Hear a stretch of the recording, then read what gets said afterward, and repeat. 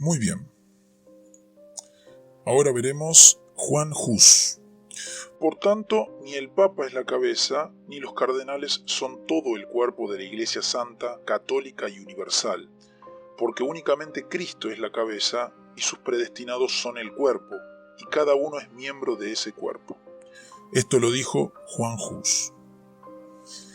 Mientras Wycliffe se enfrentaba a las autoridades eclesiásticas en Inglaterra, en la lejana Bohemia se estaba gestando un movimiento reformador muy semejante al que él propugnaba.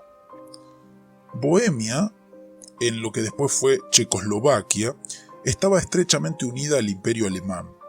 De hecho, en 1346, el emperador Carlos IV había heredado el trono de Bohemia y a partir de entonces las relaciones entre ambos países habían sido muy estrechas. En Bohemia, al igual que en el resto de Europa, se hacía necesaria una reforma eclesiástica, pues la simonía, el boato de los prelados y la corrupción moral eran comunes. Se calcula que aproximadamente la mitad del territorio nacional estaba en manos eclesiásticas, mientras la corona poseía una sexta parte. Por tanto, no ha de sorprendernos el que muchos reyes bohemios trataran de limitar el poder de la jerarquía eclesiástica y que por esa razón apoyaran el movimiento de reforma. Pero también es cierto que varios de esos reyes fueron reformadores sinceros, cuyas acciones fueron movidas por un genuino deseo de corregir los abusos que existían en la Iglesia. El movimiento reformador bohemio parece haber empezado en época de Carlos IV y a iniciativa suya, pues el primer gran predicador de ese movimiento fue Conrado de Waldhausen, llevado al país por el propio rey. Pronto, Conrado tuvo un número considerable de discípulos y es posible trazar una línea de sucesión ininterrumpida entre él y el más famoso de los reformadores bohemios, Juan Hus. Por tanto, aunque es cierto que las ideas de Wycliffe hallaron eco en las de Hus, esto no ha de exagerarse hasta el punto de hacer del reformador bohemio un mero discípulo del inglés. La situación política es también importante para comprender los orígenes de la reforma husita. En 1363, Wenceslao IV había sido coronado rey de Bohemia, todavía en vida de su padre Carlos IV. Y en 1378, al morir este, lo sucedió también como emperador de Alemania.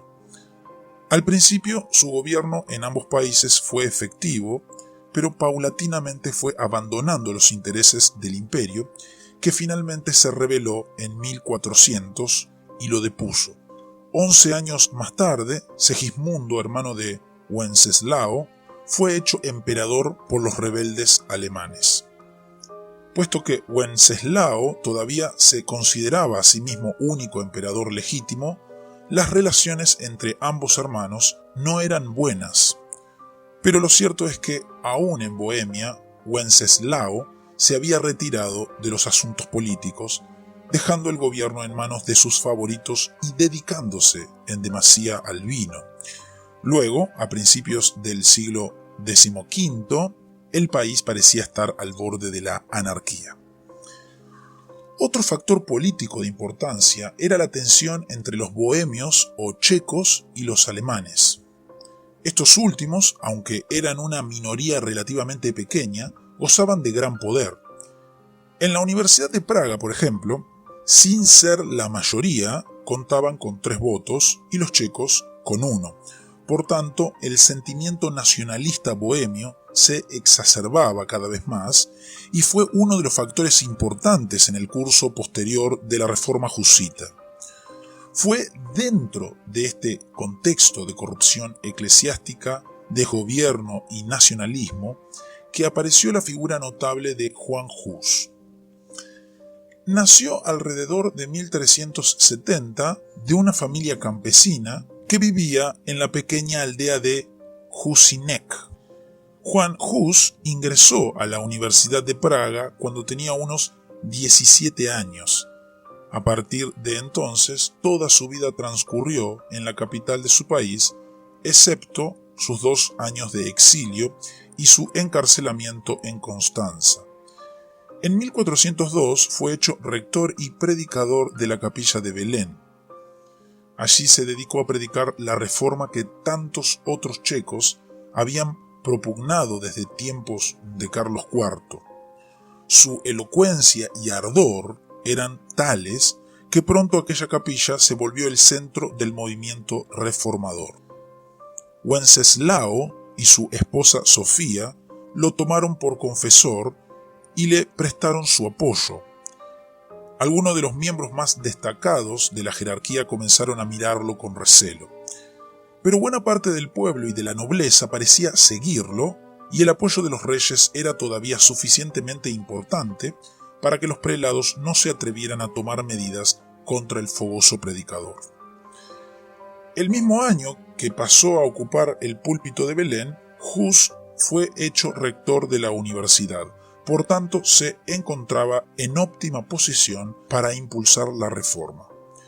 Al mismo tiempo que predicaba contra los abusos que existían en la Iglesia, Hus continuaba sosteniendo las doctrinas generalmente aceptadas, y ni aun sus peores enemigos se atrevían a impugnar su vida o su ortodoxia. A diferencia de Wycliffe, Juan Hus era un hombre en extremo afable y grande el apoyo popular con que contaba.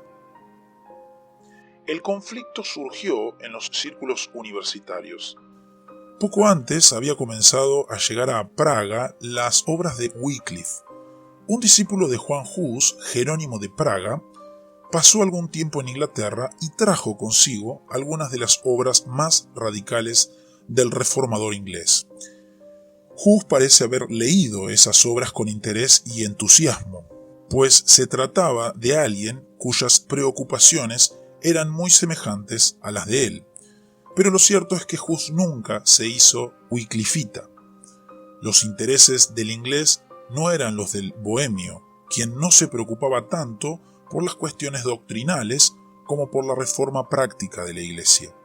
En particular, nunca estuvo de acuerdo con lo que Wycliffe había dicho acerca de la presencia de Cristo en la comunión, sino que hasta el fin continuó sosteniendo una posición muy semejante a la que era común en su tiempo, la transubstanciación. Sin embargo, en la universidad se discutían las obras de Wycliffe. Los alemanes se oponían a ellas por una multitud de razones, pero sobre todo porque en lo que se refería a la cuestión de las ideas universales, que hemos discutido anteriormente, Wycliffe era realista y los alemanes seguían las corrientes nominalistas del momento. Los alemanes trataban a los checos como un puñado de bárbaros anticuados que no estaban al día en cuestiones filosóficas y teológicas y que por ello no seguían el nominalismo que estaba de moda. Ahora las obras de Wycliffe venían a prestarles apoyo a los bohemios, mostrando que en la prestigiosísima Universidad de Oxford un famoso maestro había sostenido el realismo, y esto en fecha relativamente reciente. Por tanto, la disputa fue en sus orígenes de carácter altamente técnico y filosófico. Pero los alemanes, en su intento de ganar la batalla, trataron de dirigir el debate hacia las doctrinas más controvertibles de Wycliffe, con el propósito de probar que era hereje y que por tanto sus obras debían proscribirse.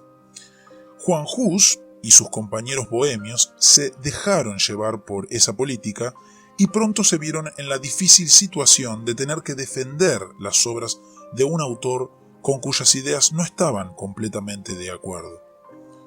Repetidamente los checos declararon que no estaban defendiendo las doctrinas de Wycliffe, sino su derecho a leer las obras del maestro inglés. Pero a pesar de ello, los alemanes empezaron a llamar a sus contrincantes wyclifitas. Pronto varios miembros de la jerarquía que estaban molestos por los ataques de Hus y sus seguidores y que veían en las enseñanzas de Wycliffe una seria amenaza a su posición, se sumaron al bando de los alemanes. Era la época en que, a resultas del concilio de Pisa, había 3 papas. Wenceslao apoyaba al Papa Pisano, mientras el arzobispo de Praga y los alemanes en la universidad apoyaban a Gregorio XII, puesto que Wenceslao necesitaba que la universidad apoyara su política y en ella los checos tenían mayoría. El rey sencillamente cambió el sistema de votación, dándoles 3 votos a los checos y 1 a los alemanes.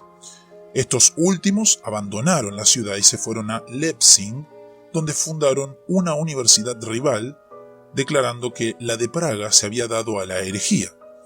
Aunque esto constituyó un gran triunfo para el movimiento husita, también contribuyó a propagar la idea de que ese movimiento no era sino otra versión del wyclifismo y que era hereje.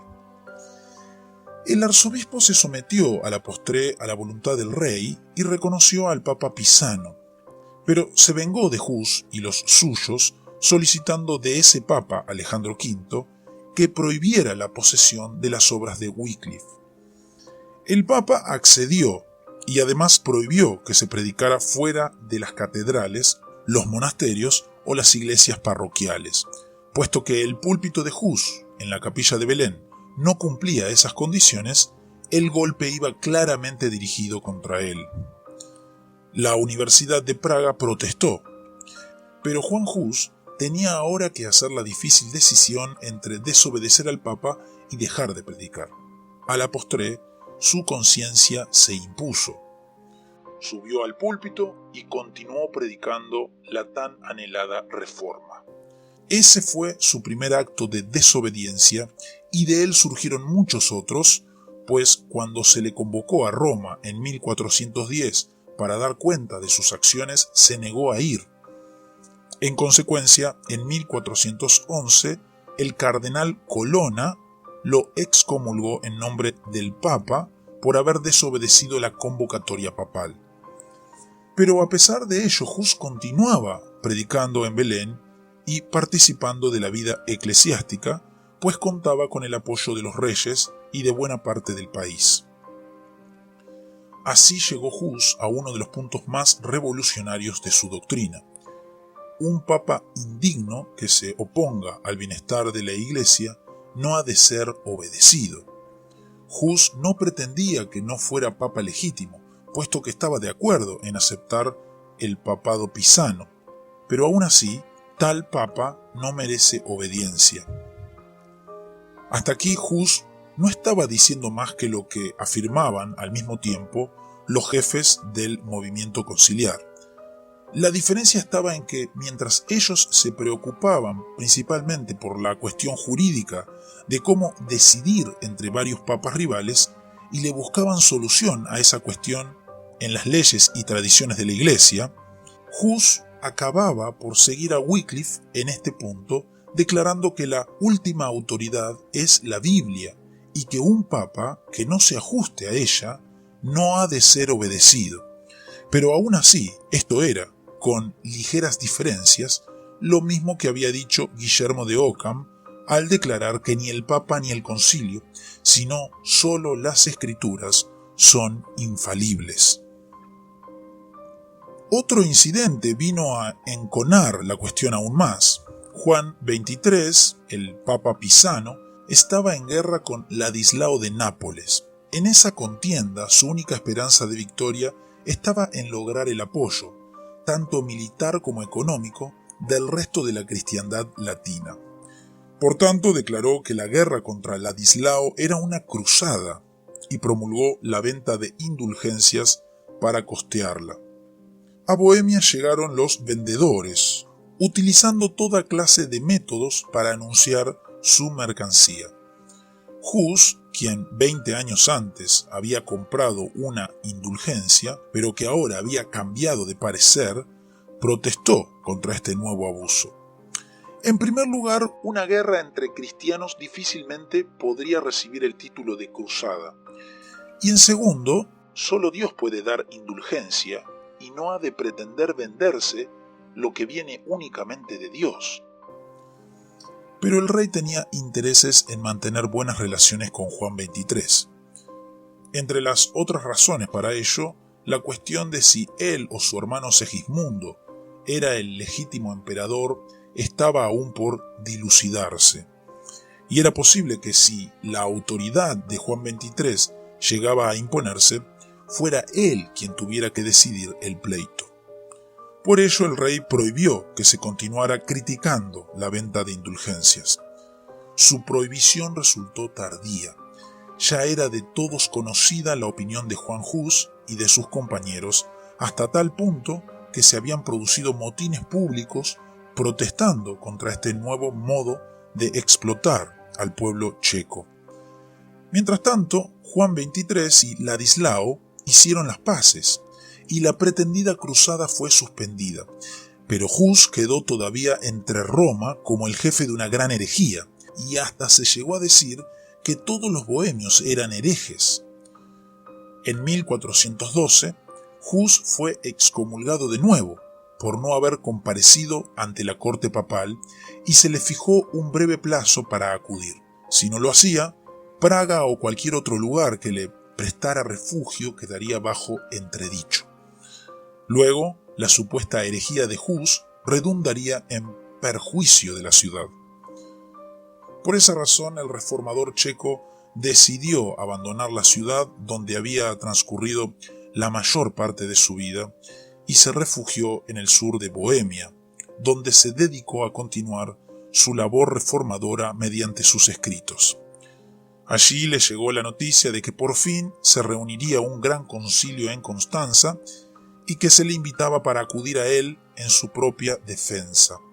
Además, el emperador Segismundo le ofrecía un salvoconducto que le garantizaba su seguridad personal. El concilio de Constanza prometía ser la aurora de un nuevo día en la vida de la Iglesia. A él acudirían los más distinguidos propugnadores de la Reforma mediante un concilio, Juan Gerson y Pedro de Allí.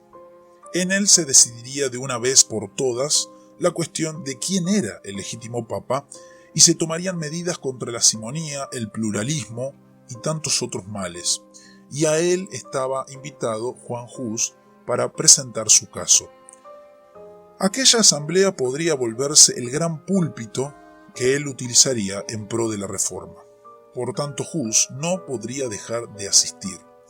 Pero, por otra parte, el hecho mismo de que fuera necesario un salvoconducto daba indicios de los peligros que tal asistencia podría acarrear.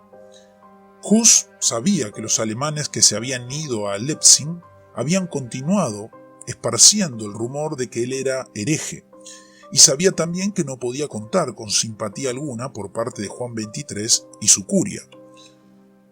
Por ello, antes de partir, dejó un documento que debía ser leído en caso de su muerte. Como medida del carácter de aquel hombre, señalemos de pasada que ese documento era una confesión en la que declaraba que uno de sus grandes pecados era que le gustaba demasiado jugar al ajedrez. Los peligros que lo acosaban en Constanza eran grandes, pero su conciencia lo obligaba a acudir. Y allá se fue el reformador checo, confiado en el salvoconducto imperial y en la justicia de su causa. Aunque al principio Juan XXIII lo recibió cortésmente, a los pocos días se le citó ante el consistorio papal. Hus acudió, aunque declaró que había venido para exponer su fe ante el concilio y no ante el consistorio. Allí se le acusó formalmente de hereje y él respondió que preferiría morir antes que ser hereje y que si se le convencía de que lo era, se retractaría. Por el momento la cuestión quedó en suspenso. Pero a partir de entonces, Hus fue tratado como un prisionero, primero en su propia casa, después en el palacio del obispo y por último en una serie de conventos que le servían de cárcel. Cuando el emperador, que no había llegado todavía a Constanza, supo lo que había sucedido, montó en cólera y prometió hacer que se respetara su salvoconducto. Pero después comenzó a darle largas al asunto, pues no le convenía aparecer como protector de herejes. En vano fueron las protestas del propio Hus, así como las que llegaron de muchos nobles bohemios. Hus tenía hasta una certificación del gran inquisidor de Bohemia declarando que era inocente de toda herejía. Pero para los italianos, alemanes y franceses, que eran la inmensa mayoría del concilio, los checos no eran sino unos bárbaros que sabían poco de teología y cuyos juicios no eran de fiar. El 5 de junio de 1415, Hus compareció ante el concilio. Unos pocos días antes, Juan XXIII había sido arrestado y traído de vuelta a Constanza, según narramos anteriormente. Puesto que esto quería decir que el Papa Pisano había perdido todo poder, y puesto que era con él que Hus había tenido sus peores conflictos, podría suponerse que la situación del reformador mejoraría. Pero lo que sucedió fue todo lo contrario. Cuando Hus fue llevado ante la asamblea, iba encadenado, como si hubiera intentado huir o se le hubiera ya condenado. Allí se le acusó formalmente de hereje y de seguir las doctrinas de Wycliffe. Hus trató de exponer sus opiniones, pero el clamor fue tanto que no se lo podía oír. Al fin, se decidió posponer la cuestión para el día 7 del mismo mes. 3 días más duró el proceso de Juan Hus. Repetidamente se le acusó de hereje, pero cuando se le señalaron doctrinas concretas en las que supuestamente consistía su herejía, Hus demostró que era perfectamente ortodoxo. Pedro de Ailly se hizo cargo del juicio, exigiendo que Hus se retractara de sus herejías. Hus insistía en que nunca había creído las doctrinas de que se le exigía ahora que se retractara y que por tanto no podía hacer lo que de Ailly requería de él. No había modo de resolver el conflicto. De Ailly quería asegurarse de que Hus se sometiera al concilio, cuya autoridad no podía quedar en dudas. Hus le señalaba que el papa que lo había acusado de desobediencia era el mismo a quien el concilio acababa de deponer. Mostrarle sus contradicciones a un hombre supuestamente sabio, tenido por lumbrera de las escuelas, y hacerlo ante una gran asamblea, no es siempre política sabia. El rencor de su juez se enconó cada vez más. Otros de los jefes del concilio, entre ellos Juan Gerson, decían que estaban perdiendo el tiempo que debían dedicar a cuestiones más importantes y que en todo caso a los herejes no hay que prestarles tribuna. El emperador se dejó convencer con el argumento de que no hay que guardar la fe con quienes carecen de ella, y retiró su salvoconducto. Cuando Hus declaró por fin que era cierto que había dicho que, de no haber querido ir a Constanza, ni el emperador ni el rey hubieran podido obligarlo, sus acusadores vieron en ello la prueba de que era un hereje obstinado y orgulloso. Aunque el noble bohemio Juan de Clum, quien lo defendió valientemente hasta el final, declaró que lo que Hus había dicho era cierto, y que tanto él como muchos otros más poderosos que él hubieran protegido a Hus de no haber querido acudir al concilio. Todo lo que el concilio pedía era que Hus se le sometiera retractándose de sus doctrinas, pero no estaba dispuesto a escuchar ni creer al acusado en cuanto a cuáles eran las doctrinas que verdaderamente había creído y enseñado. Una sencilla retractación hubiera bastado. El cardenal Savarella preparó un documento en el que se le exigía a Hus que se retractara de sus errores y aceptara la autoridad del concilio. Aunque el documento estaba cuidadosamente escrito, porque sus jueces querían darle toda oportunidad a retractarse y así ganar la disputa, el reformador checo sabía que si se retractaba condenaría con ello a todos sus seguidores, pues si él declaraba que sus doctrinas eran las que sus enemigos pretendían, estaría implicando que sus compañeros sostenían las mismas cosas y que eran por tanto herejes. La respuesta de Hus fue firme. Apelo a Jesucristo, el único juez todopoderoso y totalmente justo. En sus manos pongo mi causa, puesto que Él ha de juzgar a cada cual, no a base de testigos falsos y concilios errados, sino de la verdad y la justicia. Por varios días se le tuvo entonces encarcelado, en la esperanza de que flaqueara y se retractara. Muchos fueron a rogarle que lo hiciera, conscientes quizás de que su condenación sería una mancha imborrable para el Concilio de Constanza. Pero Juan Hus se mantuvo firme. Por fin, el 6 de julio, fue llevado a la Catedral de Constanza. Allí, tras un sermón acerca de la obstinación de los herejes, se le vistió de sacerdote y se le entregó el cáliz, solo para luego arrebatárselo en señal de que se le retiraban sus órdenes sacerdotales. Después le cortaron el cabello para borrar la tonsura, haciéndole una cruz en la cabeza. Por último, le colocaron en la cabeza una corona de papel decorada con diablillos y lo enviaron al quemadero. Camino del suplicio lo llevaron junto a una pira en que ardían sus libros. De nuevo se le pidió que se retractara, y una vez más se negó firmemente. Por fin oró diciendo: Señor Jesús, por ti sufro con paciencia esta muerte cruel. Te ruego que tengas misericordia de mis enemigos. Murió cantando los salmos. Los verdugos recogieron todas las cenizas y las echaron al lago para que nada quedara del supuesto heresiarca. Pero sus discípulos recogieron la tierra en que fue quemado y la llevaron de regreso a Bohemia. Poco después, Jerónimo de Praga, quien había decidido unirse a Juan Hus en Constanza, sufrió la misma suerte que su maestro. La indignación en Bohemia no tuvo límites. Tanto los nobles como la universidad, la ciudad de Praga y el pueblo se negaron a reconocer la autoridad del Concilio de Constanza. En esto fueron los nobles quienes tomaron la iniciativa, pues en una asamblea solemne, 452 de ellos protestaron contra lo hecho en Constanza y declararon que no estaban dispuestos a obedecer a un papa indigno. La respuesta del concilio fue una terca insistencia en que Hus era hereje, al tiempo que acusaba a los nobles y a Wenceslao y su esposa de ser patrocinadores de la herejía. Acto seguido, el concilio promulgó una serie de decretos que nadie obedeció. La Universidad de Praga quedaba clausurada, los nobles que habían protestado debían comparecer en Constanza y les estaba prohibido a los bohemios ordenar sacerdotes que sostuvieran las doctrinas de Hus. En Bohemia misma había varios intereses que, al tiempo que concordaban en su oposición al Concilio de Constanza, divergían entre sí. Además de los nobles estaban los profesores de la universidad y algunos predicadores de Praga, que eran los verdaderos seguidores de Hus.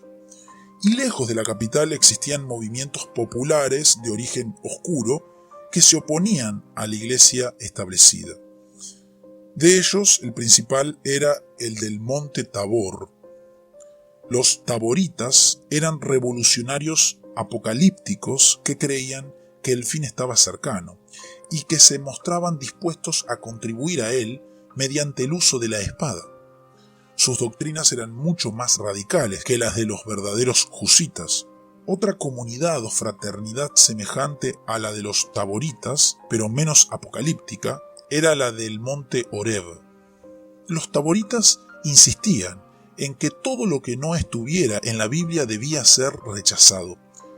Frente a ellos, los husitas de Praga sostenían que solo debía rechazarse lo que contradijera las enseñanzas claras de las Escrituras.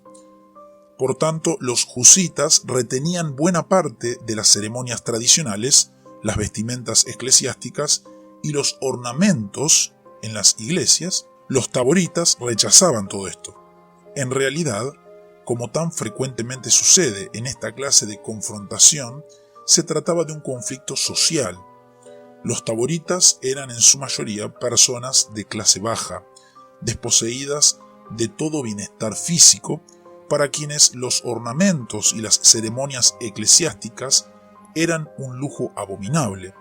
Los husitas eran mayormente nobles y burgueses, cuyos gustos y formación estaban más dirigidos hacia el arte, las letras, la tradición y los ornamentos.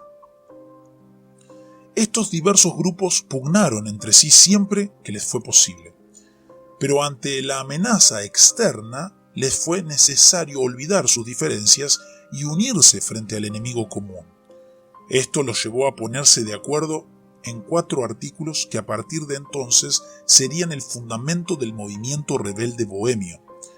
El primero era que se predicara libremente por todo el reino de Bohemia la palabra de Dios. El segundo, que la comunión se administrara en ambas especies, es decir, que se les devolviera a los laicos la copa. Esta era una conclusión a la que Hus había llegado en los últimos días de su vida y que después se volvió tema característico de los husitas. Tercero, que el clero fuese desprovisto de sus riquezas y viviera en pobreza apostólica.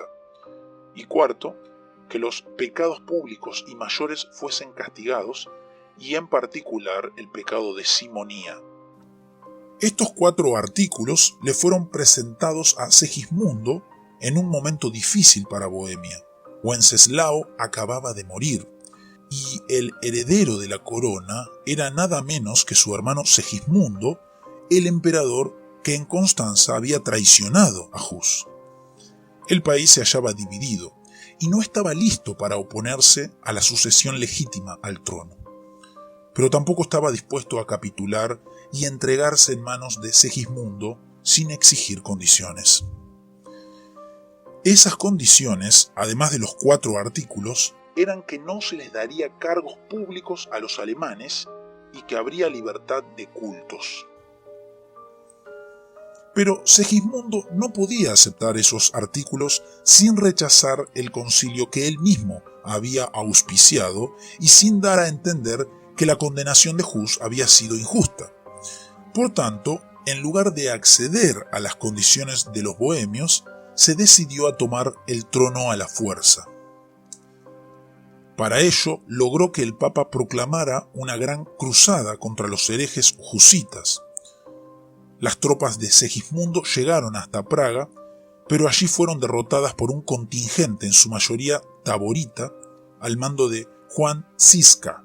Este era un miembro de la nobleza menor que, decepcionado con los husitas de Praga, se había unido a los taboritas y los había organizado militarmente. Su principal arma de guerra eran los carros de los campesinos que Ziska transformó en fortalezas sobre ruedas. Convencidos de que el señor estaba de su parte, los taboritas cayeron sobre los ejércitos imperiales y los obligaron a retirarse. Más tarde, en otra batalla, acabaron de destruir las fuerzas de la supuesta cruzada. Estos triunfos tuvieron lugar en 1420. Repetidamente el Papa y el Emperador trataron de conquistar la región. En 1421, un ejército de 100.000 cruzados huyó ante las tropas de Ziska, que perdió el único ojo que tenía, pues era tuerto desde su juventud, pero a pesar de ello no abandonó las tareas militares. Al año siguiente, la tercera cruzada contra los bohemios se deshizo antes de toparse con el enemigo. Poco después, Ziska se apartó de los taboritas y se unió a la fraternidad del Monte Oreb, pues le pareció que los taboritas se estaban volviendo demasiado místicos y visionarios. Entre los orebitas vivió hasta su muerte, a consecuencias de la plaga en 1424. Pero a pesar de haber perdido a su gran general, los husitas siguieron triunfando en el campo de batalla. Las nuevas cruzadas de 1427 y 1431 no tuvieron mejor éxito que las anteriores. La última campaña mencionada tuvo lugar mientras los husitas negociaban con el concilio de Basilea. Convencidos por fin de que habían cometido un grave error al condenar a Juan Hus, los conciliaristas invitaron a los jefes husitas a asistir al nuevo concilio para allí zanjar sus diferencias. Pero los bohemios, escarmentados por la experiencia de Juan Hus, exigían garantías incontrovertibles. Exasperados, los católicos intentaron una nueva cruzada y fueron derrotados una vez más. Esto los llevó a negociar un acuerdo con los husitas. La iglesia de Bohemia regresó a la comunión romana, aunque se permitía en ella la comunión en ambas especies y se garantizaban en Bohemia ciertos elementos contenidos en los 4 artículos. A esto accedieron muchos husitas, particularmente los nobles, se firmó un convenio y por fin Segismundo pudo ocupar el trono de Bohemia, hasta que murió 16 meses después. Sin embargo, no todos los bohemios estuvieron de acuerdo con este arreglo. Muchos se apartaron de la iglesia establecida y a la postre formaron la Unitas Fratrum, Unidad de los Hermanos. Esta organización llegó a ser numerosísima, no solo en Bohemia, sino también en Moravia. Durante la Reforma del siglo XVI, establecieron relaciones estrechas con el protestantismo y por un tiempo se pensó que se unirían a los luteranos. Poco después, los emperadores de la Casa de Austria, que le prestaban todo su apoyo al catolicismo, comenzaron a perseguirlos. La organización quedó prácticamente destruida, pero desde el exilio, su obispo Juan Amós Comenio continuaba alentándolos e intercediendo por ellos. En esa obra ganó reputación de ser un hombre santo, sabio y gran reformador de la educación. El sueño de Comenio era que algún día, después de la persecución, surgiera en algún lugar un retoño de la planta que la violencia había cortado. Y su sueño no se frustró, puesto que más adelante en esta historia volveremos a encontrarnos con el remanente de la Unitas Fratrum bajo el nombre de moravos.